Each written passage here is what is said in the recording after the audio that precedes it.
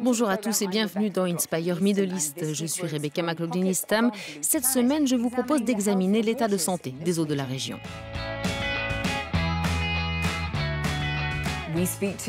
Jean-Michel Cousteau, le fils du très célèbre océanographe et défenseur des océans Jacques-Yves Cousteau, est notre invité.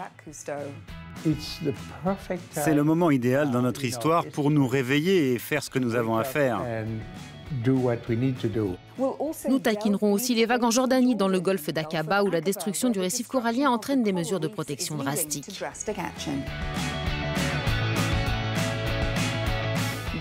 Il étudie les océans du monde entier depuis des dizaines d'années. Nous avons rencontré l'explorateur français Jean-Michel Cousteau. Il avait fait une escale dans les Émirats afin de sensibiliser la population sur la manière de mieux protéger les eaux environnantes.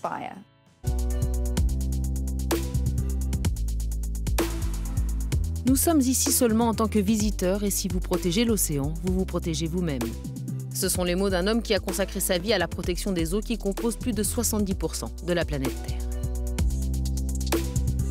L'aventure aquatique de Jean-Michel a débuté quand il avait 7 ans. Équipé d'un scaphandre autonome, il a été jeté par-dessus bord par son père, Jacques-Yves Cousteau, ancien officier de la marine française devenu explorateur et pionnier de l'exploration sous-marine. Le parcours de Jean-Michel était donc un peu inévitable.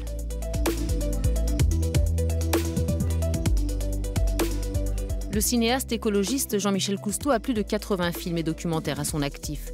Tous abordent le thème de la protection des mers et des océans. Actuellement, il explore la manière dont les stations balnéaires pourraient minimiser leur impact sur l'environnement. Amoureux des animaux, il milite notamment pour la libération d'orques et belugas détenus depuis plusieurs mois dans l'extrême-orient russe, dans ce qu'on appelle la prison aux baleines.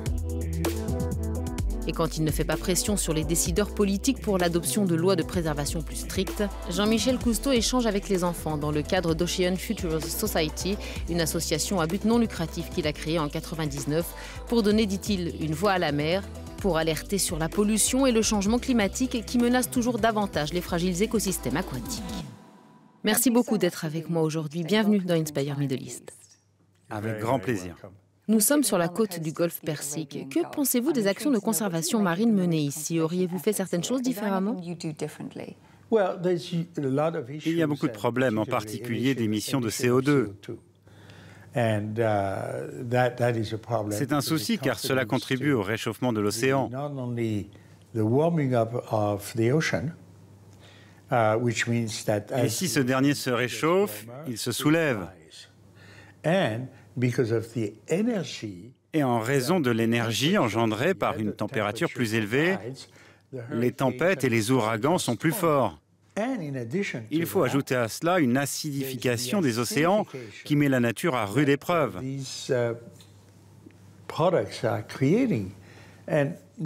Dans certaines zones, 25 à 50% des récifs coralliens sont morts.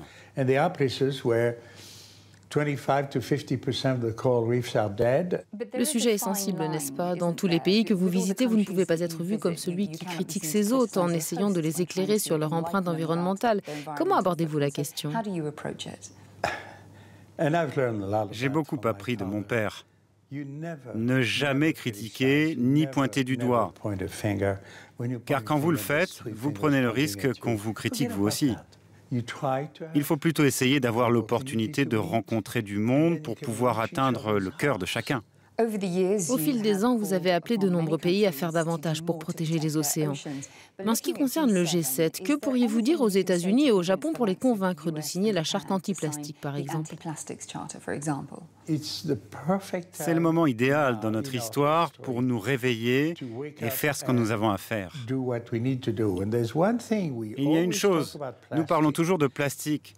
Bien sûr, c'est un gros problème. Mais qu'en est-il de ce que nous ne voyons pas?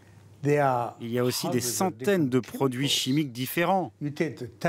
Prenez par exemple un cachet d'aspirine qui, espérons-le, soulagera votre mal de tête. Où va ce produit chimique? Droit dans l'océan. Je l'ai testé avec 32 types de produits chimiques et 2 types de métaux lourds. Notre mauvaise gestion des ressources nous affecte, mais nous avons d'énormes possibilités pour lutter contre ce trop-plein.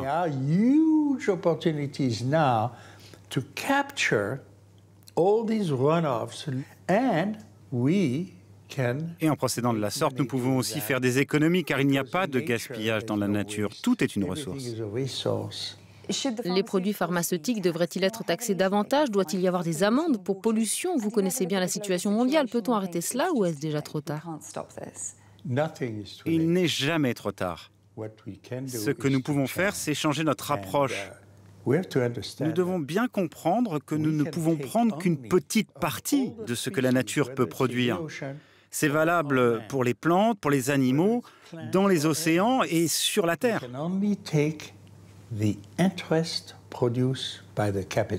Certains membres de votre famille vont-ils reprendre le flambeau et continuer le travail que votre père et vous avez commencé?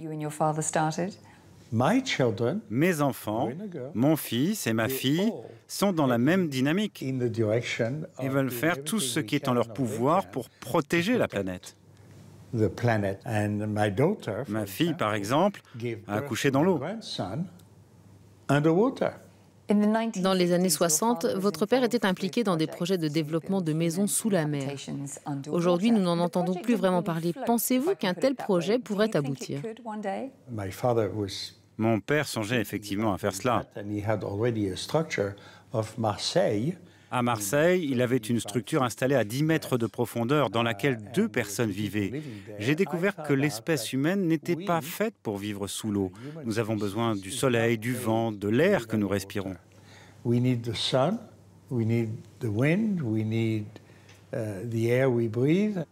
parlez de votre père. Vous auriez quelques anecdotes à partager avec nous? Nous avions embarqué à bord d'un bateau à destination de New York. J'étais assis à côté de lui, plus près que vous et moi en ce moment. Il parlait et j'apprenais, je l'écoutais. Et à un moment donné, il s'est arrêté. Il m'a regardé et il m'a dit « Jean-Michel, c'est toi qui porteras la flamme de ma foi. » Et ces mots ont eu un impact sur le reste de ma vie. Avez-vous dit la même chose à votre fils? Je le dis différemment. Demandez-lui directement. Jean-Michel, ce fut un réel plaisir. Merci beaucoup de m'avoir accordé cet entretien. C'était un plaisir pour moi aussi. J'espère que cela aura eu du sens. Merci. Nous prenons la direction de la Jordanie et ses récifs coralliens réputés pour leur résistance face au réchauffement climatique, au tourisme et à la pêche. Rosie Liz Thompson nous en dit plus sur les actions écologiques mises en place pour protéger la vie marine dans le golfe d'Aqaba. Le sud jordanien abrite des jardins sous-marins spectaculaires où évoluent des espèces fascinantes. Au cœur de ce petit paradis, le corail, un animal marin qui vit en petites colonies et abrite 25% de la vie marine de notre planète.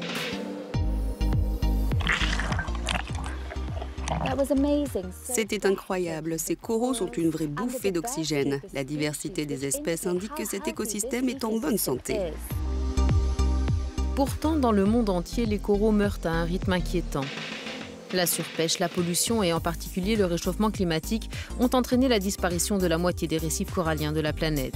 Si cela se poursuit, l'impact sur le monde sous-marin sera catastrophique, non seulement pour les océans, mais aussi pour notre Terre, la moitié de l'air que nous respirons provenant des océans et des récifs coralliens. Mais il reste de l'espoir. En Jordanie, des scientifiques ont découvert que les coraux du golfe d'Aqaba résistaient à la hausse de la température de l'eau.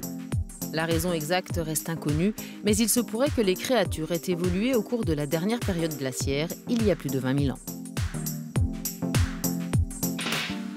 Le docteur Fouad Al-Orani, spécialiste du monde marin, espère que ces espèces seront peut-être un jour la clé pour repeupler les récifs coralliens mourants dans le monde. Il existe des techniques et un savoir-faire. Nous pouvons propager des coraux et faire en sorte de les acclimater à l'environnement d'autres mers.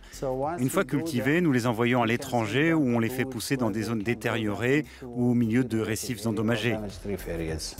Les coraux d'Aqaba restent cependant en danger. Le développement d'infrastructures côtières et la pollution menacent leur survie.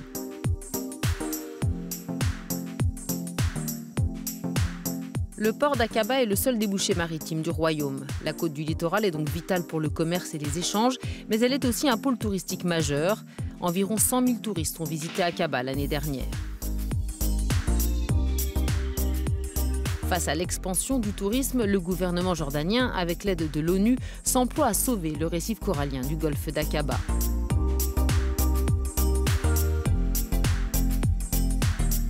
Les coraux sont placés dans des paniers, puis transportés à quelques kilomètres de la côte afin d'être replantés.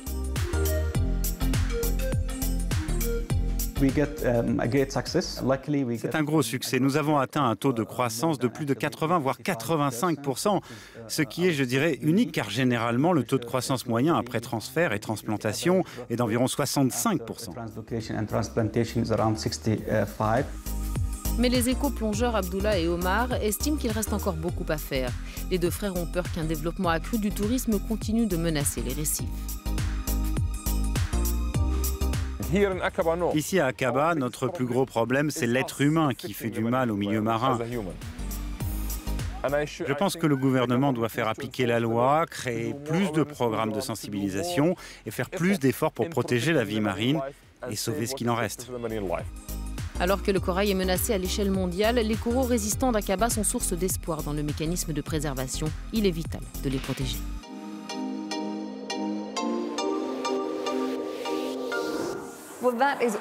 C'est la fin d'Inspire Middle East. Retrouvez notre émission et l'intégralité de nos programmes sur notre site euronews.com.